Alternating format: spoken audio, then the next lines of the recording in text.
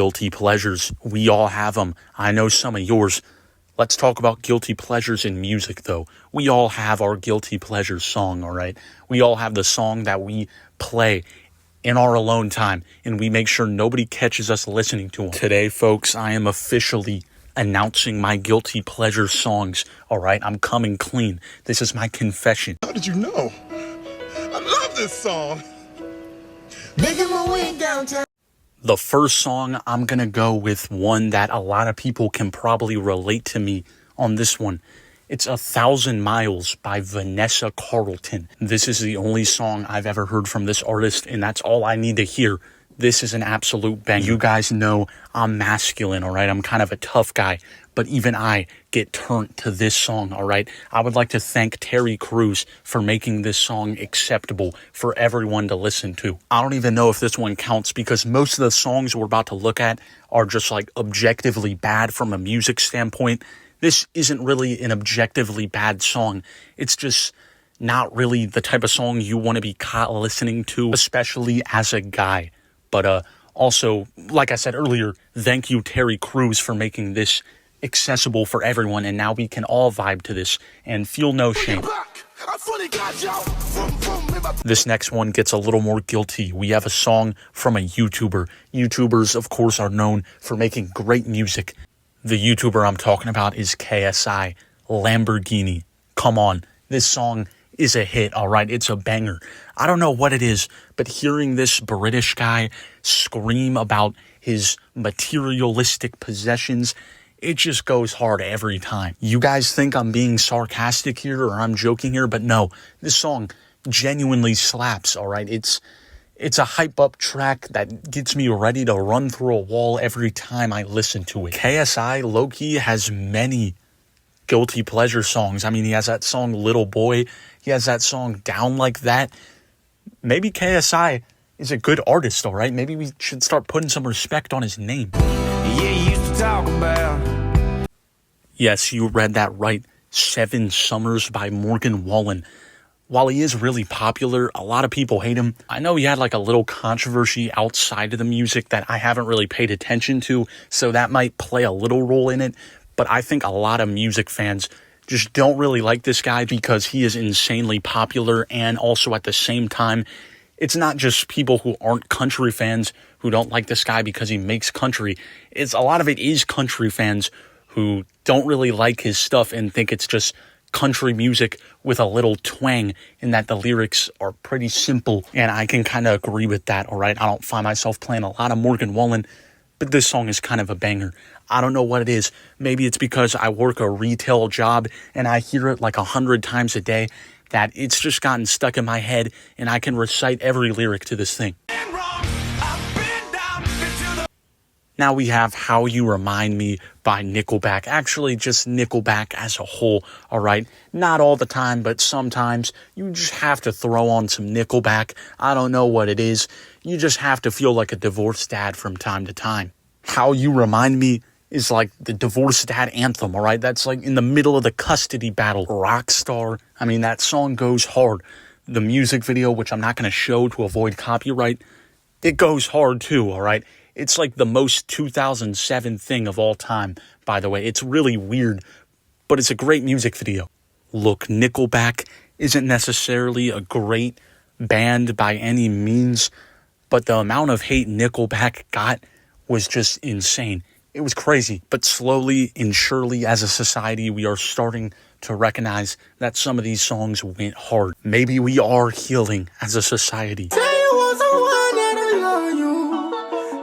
Next up, we got a little bit of a weird one, Mixed Personalities by YMW Melly featuring Kanye West. First off, YMW Melly and Kanye doing a song together, especially when this came out in like 2019. Yeah, that just didn't really match whatsoever. The production of this song, though, is actually pretty good, and it really gets stuck in your head a lot, even though the lyrics are terrible and YMW Melly's vocals are awful. If we're being for real, there was a lot of that like popular trap in like 2018 and 2019 that was like objectively bad, but it still went hard. Like some stuff by Pop Smoke, that's definitely a guilty pleasure. Like that song Dior by Pop Smoke. The lyrics are horrible, but come on, it's just a fun song. Especially when he like growls in the middle of the song. That's my favorite part. Can't wait to meet you. Next up, we have any of the FNAF songs by the Living Tombstone. There was no reason why these songs needed to be this good, but like over time, you obviously can't listen to them in a public server because people would think it's cringy. But come on, all right? To be cringe is to be free. So why can't you see? Next up, we have You Belong With Me by Taylor Swift. Or just old Taylor Swift in general, all right? Trouble, that's a banger. And like I mentioned earlier, you know, I'm kind of like a masculine man, all right? I'm a man's man. But come on, You Belong With Me, that's a banger. It actually tells a story, and it kind of brings you back to like a nostalgic time in a way. A lot of people love to hate on Taylor Swift, and it makes sense, all right? She's extremely popular, and a lot of her songs are kind of bland and generic, but You Belong With Me and Trouble, and probably some more that I'm not aware of. These songs are proof. They're a testament of Taylor Swift's talent, all right? The next one is Hug Me by Pharrell Williams and Trey Parker. Look, I don't know how I thought this wouldn't be a banger because Pharrell is kind of like a musical genius, and Trey Parker, I mean, he made South Park, all right? Anything that he puts his hand on, it's going to turn into gold. And while this song is a banger, respectfully, you know, if you're in a public setting, like you're in the car with one of your homies and you turn on a song from Despicable Me 3, you're probably going to get some weird looks, but you know what? It's a banger. And Trey Parker's singing voice, that is kind of weird, weirdly enough, matches very well on this song. This song is so fun. It's great. By the way, I hate Minions, all right? I don't know, something about them. I just really don't like Minions. They kind of freak me out. But this song, it's great. It's a banger. Every time I hear this song, I just can't help not to hear Randy Marsh singing it. And it makes it even better. Yeah, I'm a zombie, baby. Ain't nobody perfect. Now we have another YouTuber. We have Ray William Johnson with his entire digital band, Your Favorite Martian, all right? They have some good songs, and then they have some like really weird songs that age terribly. I don't know why I said some. Pretty much most of these songs don't really hold up well, and they're kind of cringy, but there are some bangers in their catalog.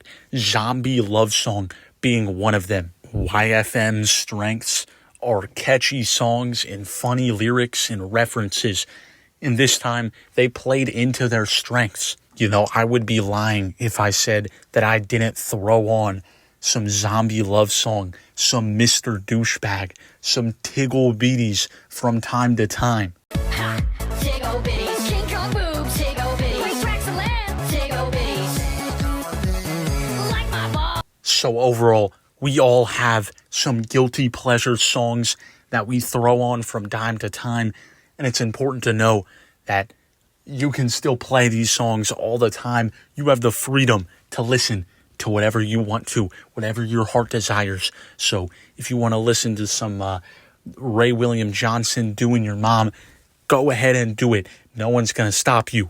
Anyways, thanks for tuning in. Hopefully you enjoyed. Love you. Adios.